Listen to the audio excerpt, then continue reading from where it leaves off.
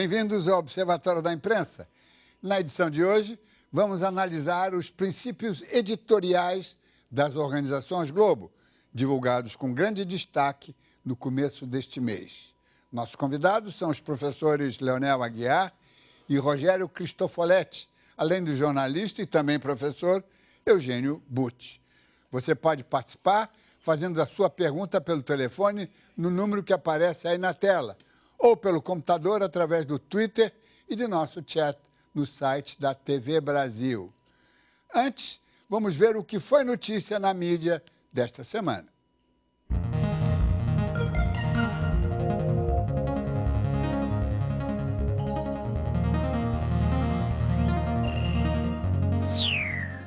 O jornalismo pode ser uma profissão arriscada, que o diga o repórter cinematográfico da TV Globo, Luiz Cláudio Azevedo. Na terça passada, ao voltar de uma matéria, se deparou com o sequestro de um ônibus no centro do Rio de Janeiro.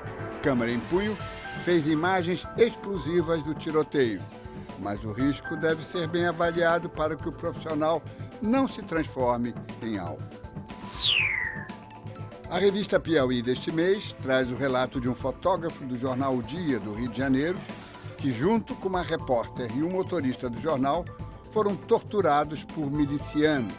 Eles estavam infiltrados em uma favela e foram descobertos. O caso foi há 3 anos, mas a vida desses profissionais nunca mais foi a mesma. Um furo pode custar caro. É só lembrar do que ocorreu com o repórter Tim Lopes. A onda de protestos e indignação que corre o mundo tem merecido reflexões e interpretações muito pertinentes nos grandes jornais, assinadas por filósofos e analistas consagrados. Mas na imprensa brasileira, diminui cada vez mais o espaço oferecido aos próprios jornalistas para exercer plenamente a sua função. Em seu lugar, nossos jornalões preferem políticos, celebridades e empresários para fazer aquilo para o qual não estão habilitados. Quem perde é o leitor que paga para receber o melhor.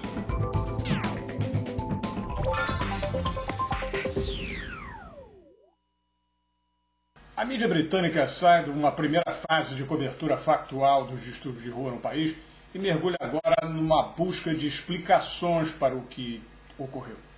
Nós não tivemos aqui uma intifada dos oprimidos britânicos contra o establishment, nem vimos uma versão da Primavera Árabe contra ditadores. Também não ocorreu aqui uma rebelião racial, na medida em que os participantes eram de etnias variadas. O grito de guerra em Londres nem foi "Viva a Revolução!", e sim, "Viva a Nike, a Reebok, a Adidas", as marcas favoritas nos saques das lojas. Rebelião urbana consome grife, podia ser uma manchete. Explicações simplórias que apontam uma causa única não satisfazem. Houve frustração socioeconômica e houve também puro vandalismo. A mídia tenta entender, o país todo tenta entender.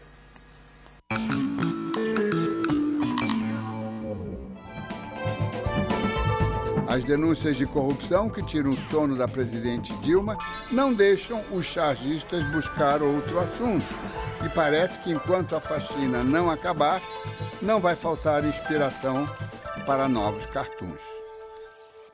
De olho no passado, no Recife, a historiadora Isabel Lustosa revisita a história de Frei Caneca, religioso e jornalista que morreu em defesa da autonomia pernambucana.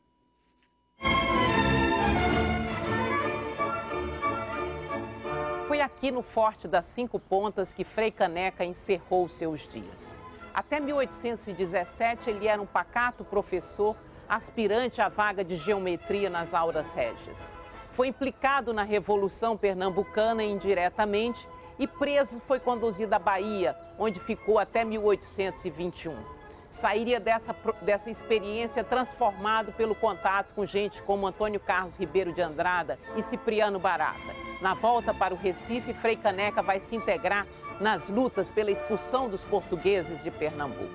No entanto, logo começaram as divisões entre os que lutaram pela independência do Brasil. De um lado, José Bonifácio, apostando na centralização do poder nas mãos do príncipe. Do outro lado, os federalistas, os que queriam mais independência para as províncias.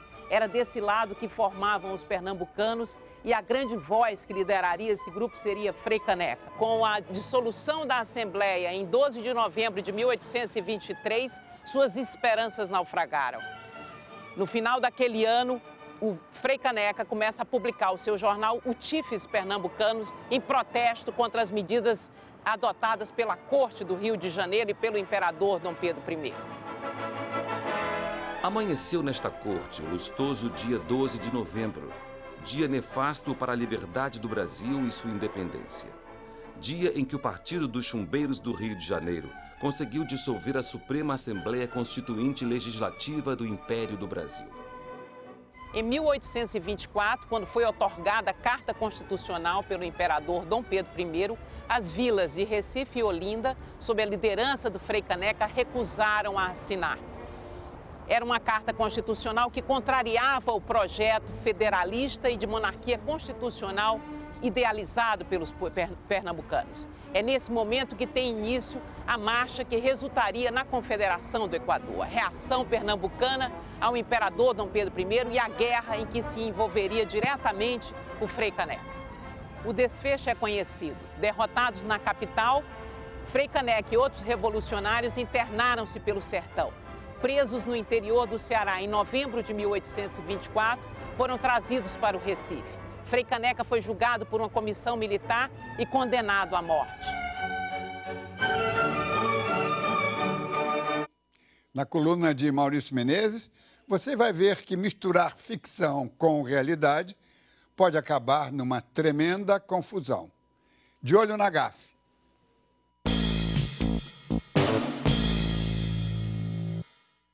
Léo Montenegro tinha uma coluna no jornal O Dia, uma coluna que durou décadas, né? E você lembra disso, né, o Léo Montenegro sempre começava a coluna dele com o nome de uma pessoa, um nome estranho. Assim, Vercingetorix Pereira, Jopagerim do Amaral, ele sempre inventava um nome assim estranho.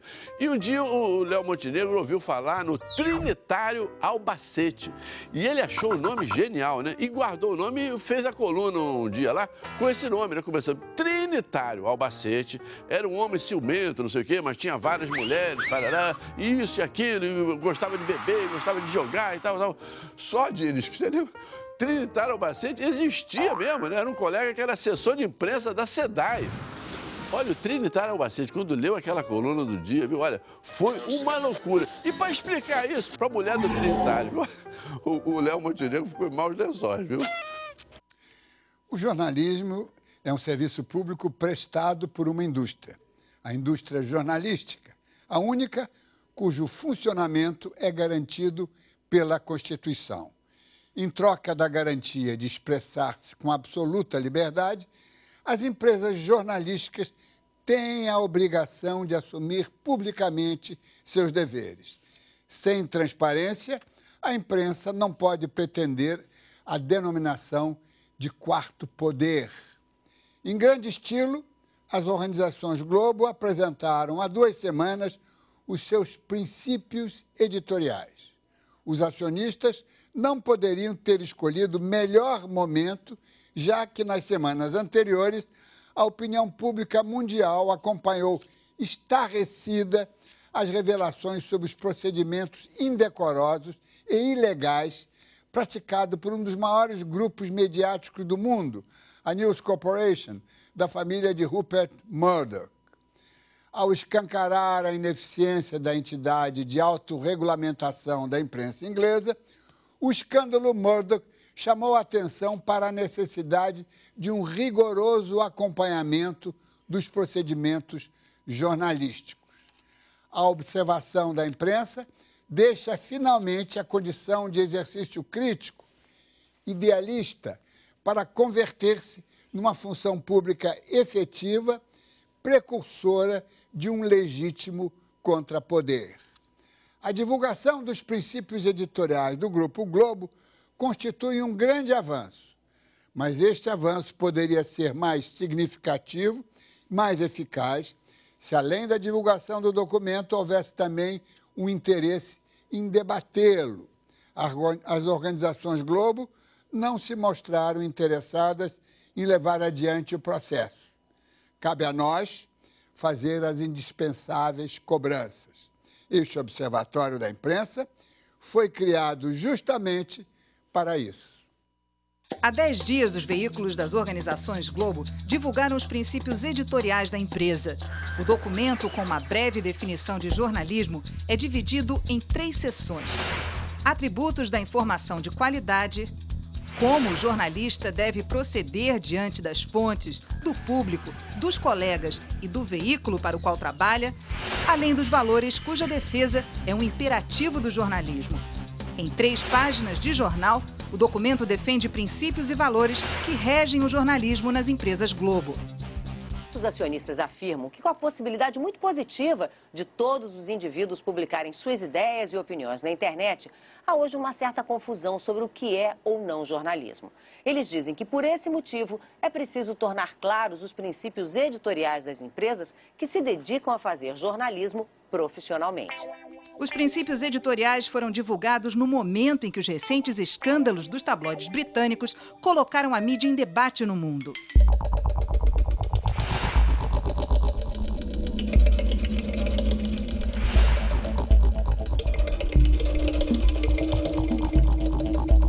Uma semana depois da publicação do artigo que destaca a isenção das empresas, a TV Globo mostrou no Jornal Nacional uma denúncia contra a CBF de Ricardo Teixeira.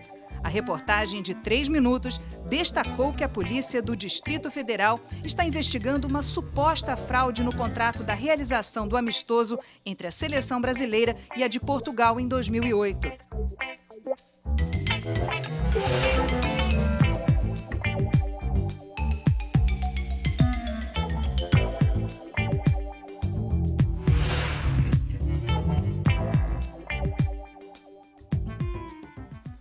Vamos à apresentação de nossos convidados desta edição.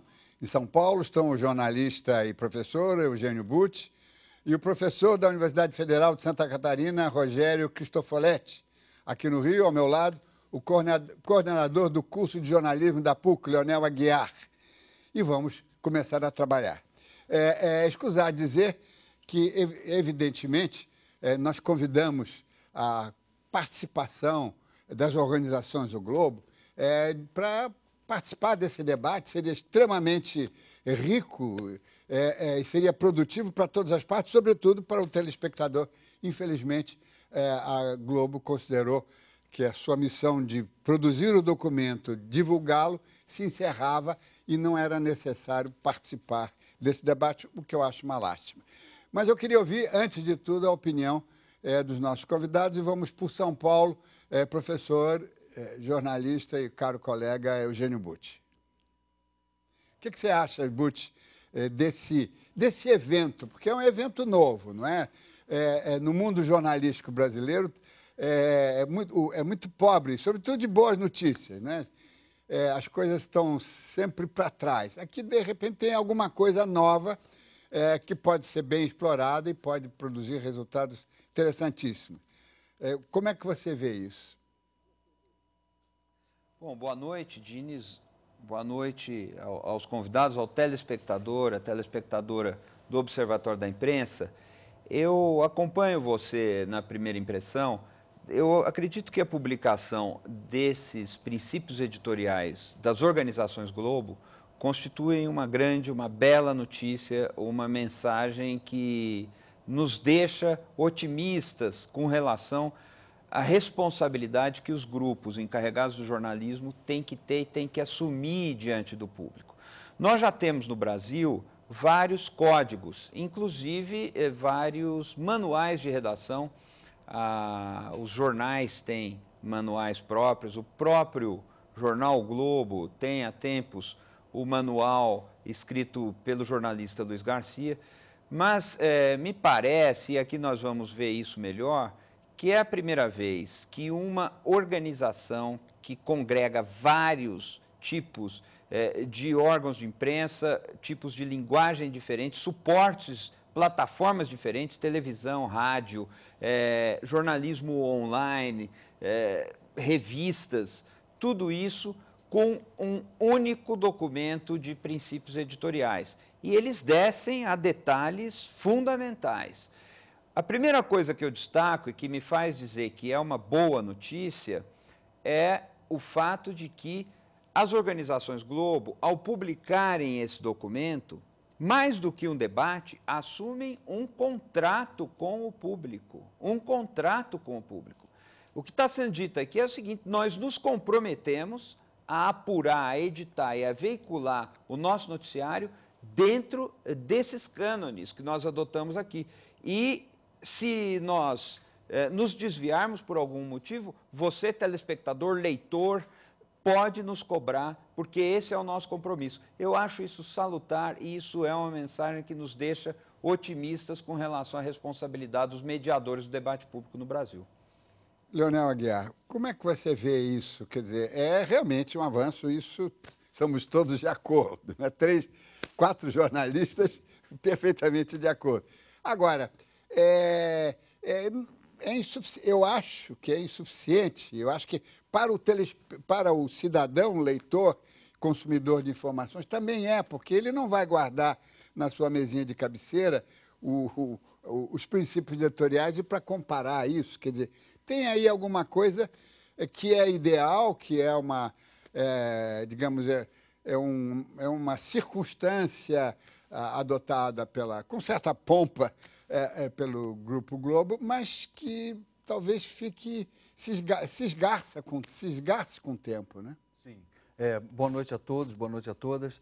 Concordo com você, Diniz, assim, é um avanço, né, assim, mas é preciso mais. Né? Mas eu acho que é o primeiro avanço no sentido de que traz para a sociedade, acho que de uma maneira clara e bem divulgada, ainda que seja um documento extenso nesse momento, né, mas eu acho que traz para a sociedade essa questão de debater o jornalismo nesse momento em que a gente vive mudanças profundas nesse cenário de produção da informação jornalística, né? Então, tem esse primeiro ponto, né, assim, que eu acho que todos estamos de acordo, que essas experiências no Brasil ainda são poucas, né? Inclusive, as próprias organizações Globo ainda não têm esses canais de contato com o público para receber reclamação, né? Enfim, é preciso avançar nisso também. A Folha de São Paulo já tem essa experiência longamente acumulada, mas as organizações Globo ainda não, ele sendo, né, nesse sentido, um grande conglomerado de comunicação, é preciso criar esses canais. Uma via de duas mãos, né? Uma via de duas mãos, né? Assim, o segundo ponto que eu acho que também é importante, né, assim, é que eu acho que os movimentos sociais e os setores da sociedade organizados que fazem crítica a esse monopólio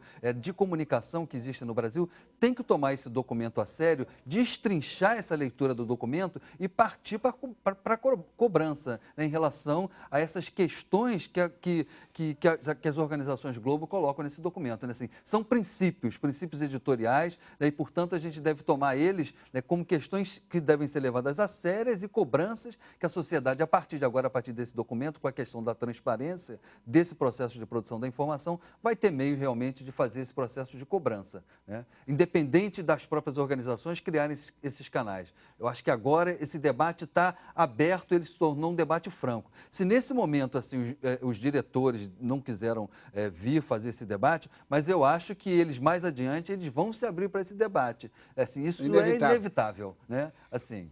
Rogério Cristofoletti, você estuda essa questão dos observatórios da imprensa, e você é um dos coordenadores e um dos criadores da RENOI, da Rede Nacional de Observatórios da Imprensa, do qual o nosso observatório tem a honra de participar, mas você vê possibilidade de que, a partir da divulgação desses princípios editoriais do Grupo Globo, crie-se um movimento para acompanhar, para fazer a cobrança, porque senão vamos ficar realmente criando uma coisa de fachada, para inglês ver, como se diz, não é? E depois não resulta em nada. Como é que você vê isso? Olha, Diniz, boa noite a você, boa noite a todos. Eu penso que é um momento importante, como já todos disseram, mas O lançamento dessas diretrizes, desses princípios editoriais é um primeiro passo para passar a se discutir a questão. Implementar o documento, isto é, tirá-lo do papel, fazer com que ele funcione, não cabe apenas à emissora, mas cabe também ao seu público para cobrar, para observar se isenção, agilidade e correção, como são os 3 atributos analisados pela Globo, como atributos de qualidade da informação jornalística, se eles estão se refletindo nos veículos de uma organização tão poderosa, de um grupo tão poderoso. É um momento importante, é um momento em que a sociedade pode iniciar um movimento de diálogo com os meios de comunicação. É tardio, evidentemente um documento como esse poderia já ter surgido, outras organizações já têm documentos semelhantes fora do Brasil, a BBC, Reuters, New York Times, outros tantos do porte das organizações Globo. Então, era mais do que um momento de chutarem essa bola para frente e agora o jogo pode começar. Vamos fazer uma pausa e voltamos daqui a pouco.